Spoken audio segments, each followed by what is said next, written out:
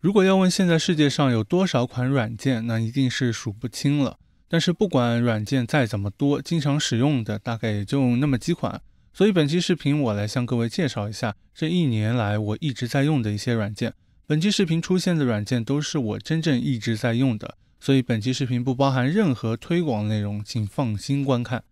尽管一直在用的软件在所有软件面前并不算多，但是我统计之后仍然有30多款。为了不让本期视频看起来太乱，我将这些软件分类为浏览下载、媒体查看、文档处理、文件处理、系统工具，还有一个视频制作分类，将告诉你我是用哪些软件来做视频的。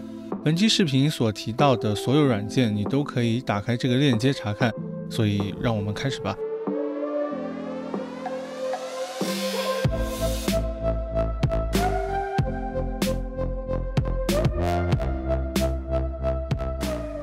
首先是浏览下载类，这里我将介绍我用的浏览器和下载器。浏览器可以说是我们探索互联网的最重要的一个工具了。那么什么样的浏览器能被称为一个好的浏览器呢？我个人觉得是干净与稳定。在过去的1年里，我几乎都在用谷歌的 Chrome 浏览器，这款大名鼎鼎的浏览器相信一定不必我多说了。那除此之外呢，我一直在关注新版的 Edge 浏览器。我真的很喜欢啊，可是为什么不用呢？主要是因为 Edge 目前还不能同步历史记录和打开的新标签页，就这2个开关就在这里，然后点不了，让我觉得很难受，可能有点强迫症吧。所以明年我可能就要从 Chrome 转移到 Edge 了。今年呢，基本上都是 Chrome。许多未了解过 Chrome 的朋友可能会觉得这个浏览器很简陋啊，其实你不知道它扩展的强大。那关于扩展呢，我之前就做过相关视频，感兴趣的一定要去看看。在手机上，浏览器我用的最多的就是夸克了。虽然说夸克现在越来越臃肿了，比如说那个语音助手对我来说真的毫无用处，但夸克的操作真的特别舒服，界面更是我喜欢的风格，用了那么久了，已经变成了一种习惯。如果将来夸克能再简洁一点，那就更好了。说到浏览器呢，那一定就要说说下载器了。各位猜猜我要说哪个下载神器了？没错，就是我安利了好多次的 IDM。IDM 是我已经离不开的一个下载器了，多线程下载技术最大程度的提高你日常下载网页文件的速度，还支持文件自动分类。那最棒的就是网页资源嗅探，不管是视频还是音频都没问题，特别是用来下载油管的视频，那真的是1级棒啊！想要详细了解的一定要去看一下这个视频。由于 IDM 是不支持 BT 磁力下载的，那对于 BT 种子和磁力链接，我用的最多的还是迅雷和比特彗星。神奇的一点是，有些用迅雷下载没速度的链接，用比特彗星反而就有了。有时候也会反过来，所以这2个我是一块用的。那在手机上下载器我用 ADM， 因为它也是支持多线程技术的。而磁力链接和 BT 种子我用迅雷。不过呢，比较严肃的下载我一般都是用电脑完成的，所以手机上用的倒是不多。顺便再说一个很神奇的点，就是电脑上迅雷没速度的链接，手机上的迅雷却有真的很奇怪。然后我来分享一下我用的关于媒体查看的几个软件。首先来说视频播放器，弹幕可以先走一波，你们都是用什么来播放视频的呢？我用的就是 PodPlayer 了。PodPlayer 有多强大我就不必多说了，因为它总能给我带来惊喜，时不时就会感叹，嘿，竟然还有这个功能。PodPlayer 几乎支持所有的视频与音频格式，软件既强大也简洁，可以按照你的喜好来设置操作方式，设置快捷键，可以实时调整画面显示效果，轻松截取画面，随意变速，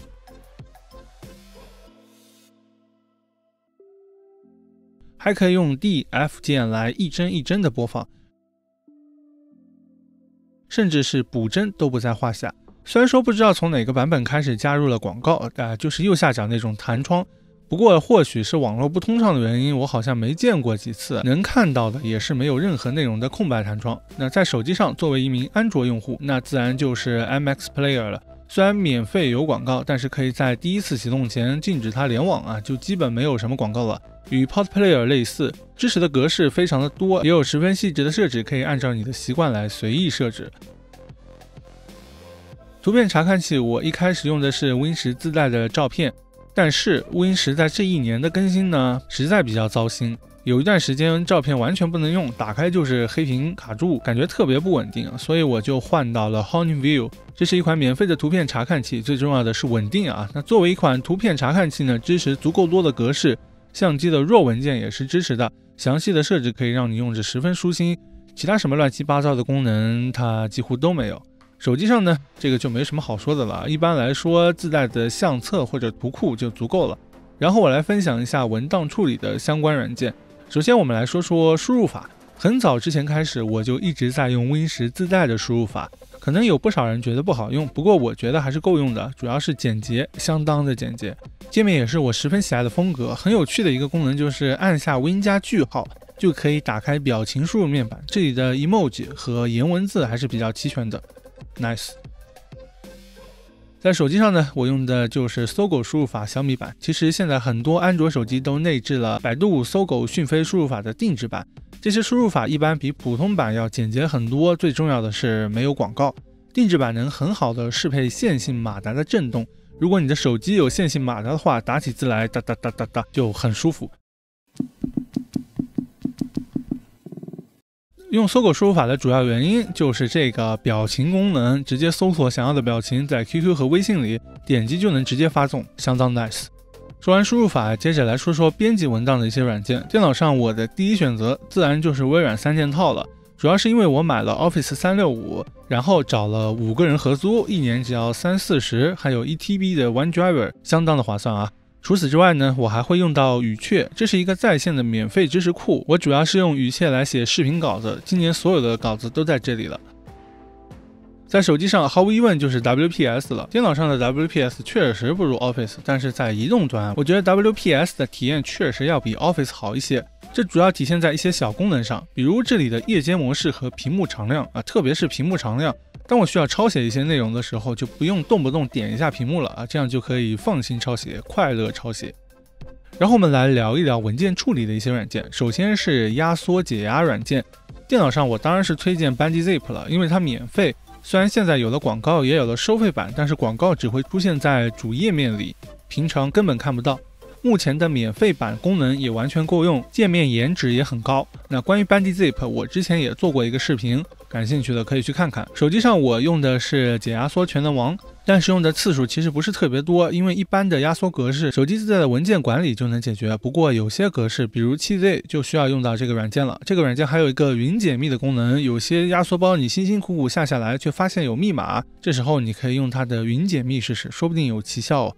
之前我有个视频讲了关于快速打开软件的一些操作，这其中就有2个我常用的用来搜索文件的工具，分别是 Listery 和 Everything。Listery 是我主要用来快速打开软件，只要双击 Ctrl 就可以打开搜索框，输入软件名称，然后回车，非常快速。Everything 则是大名鼎鼎的文件搜索工具，因为自带的文件搜索实在是太慢了，而 Everything 真的就很快，相当的快。对这2个软件感兴趣的可以去看看这期视频。除此之外，还有一个叫做 Quick Look 的软件，可以按下空格来预览选中的文件，这个功能在 macOS 上是自带的， Windows 下就可以用这个软件实现，支持的格式也挺多，用来快速预览查找文件真的很方便，特别是视频音频之类的。不知道各位有没有批量重命名的需求？我在整理我照片时就需要批量重命名，所以介绍一下 Renamer， 一个很好用的批量重命名软件。比如我有一堆照片需要它们按照日期加编号的方式命名，那就可以像这样自定义几条规则，拖入照片，咻的一下，几百个上千个文件就重命名好了 ，nice。顺便再说一下网盘吧，我用的呢，估计你们也都在用。百度网盘自然是少不了的，因为真的太多资源都是用百度网盘分享的，这个没办法。还有天翼云盘也在慢慢崛起，我用它主要是白嫖了它1年的会员，所以还是很香的。还有一个蓝奏云，免费不限速，但是对文件的大小有限制，不过用来分享一些小文件绝对是最佳选择。如果你留意过的话，我有好几个文件的分享都是用蓝奏云的。不过以上所有的网盘我都不会用来放置比较私人的文件，原因嘛，大家或许都懂，简单的说就是不太靠谱。所以我选择 OneDrive 来存放比较私人的文件。前面提到了我买了 Office 365，所以有 1TB 的空间，而且传输速度在我这儿还不错，加上和 Windows 的紧密整合，用来备份照片啊，放一些重要文件啊，真的相当不错。然后我来分享一些好用的系统小工具。首先问一下大家，你是用什么来截图的呢？不知道从哪个版本开始 Win10 更新了自带的截图工具，当你按下 Print Screen 或者 Win 加 Shift 加 S 就可以调出新版截图工具，支持框选截图、窗口截图，已经十分好用了。截完图自动复制到剪贴板，然后在 QQ 里粘贴就能发送。所以一些简单的截图需求我就用自带的。除此之外，我最爱的截图工具就是 Snipaste 了。它的贴图功能可以在截完图后让图片悬浮在最上方，你可以用来放参考图或者参考资料。它还有强大的批注功能，是我为数不多见过的打码可以选模糊而不是只有马赛克的截图软件啊。最重要的是免费无广告。然后是动态壁纸软件，各位这还用说吗？把它的名字打在公屏上，没错，就是 Wallpaper Engine 了。19块的价格绝对超值，这是一款十分正经的动态壁纸软件，在创意工坊的加持下绝对无敌了啊！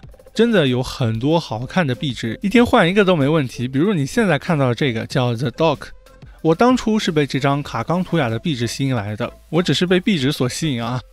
然后是远程桌面啊，我知道有大名鼎鼎的 TeamWeaver， 但是呢 TeamWeaver 免费使用的话就感觉没那么好。如果你想单纯的白嫖，那就去试试 ToDesk 吧。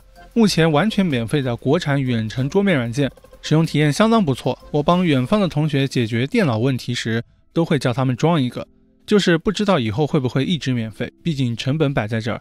我最常用的其实是向日葵，搭配向日葵的智能插线板，可以远程开关机，十分方便省事。免费版虽然限速了，但是呢也够用了，也是国产的，大家可以去试一试。这一块的最后，我想问一下大家，装不装杀毒软件呢？其实我一开始是拒绝杀毒软件的，因为我已身经百战了，什么软件流氓套路没见过啊？说不定还真有没见过的。所以我相信可以凭借我自身的力量抵御电脑病毒。然后我发现 QQ 它有弹窗啊，真难受，所以我后来就装了火绒，弹窗拦截很香。偶尔也会用火绒清理一下垃圾啊，限制一些软件的网速什么的，该有的小功能还挺全的。那最重要的是，火绒在一众国产杀毒软件里绝对是清新脱俗，安静，相当的安静啊！什么广告弹窗、开机小助手根本就没有，而且火绒对待流氓行为的态度真的很绝。在我安装一些有点流氓的软件时，它就会提醒你，这是你自己装的吗？那这些软件呢，一般会在你装了某些软件后，神不知鬼不觉就安上了。那有了火绒就可以安心很多了啊。不过有一说一，火绒的杀毒能力确实不怎么行，所以我更愿意把它看作是一个安全辅助工具。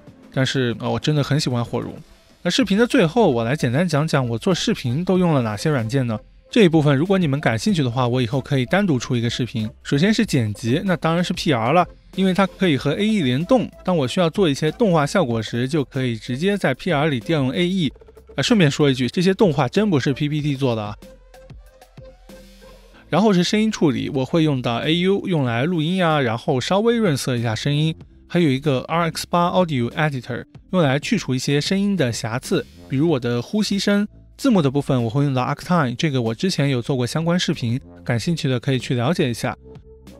视频的封面嘛，那当然是用 PS 做的了。最后还有视频格式、视频压制的一些问题。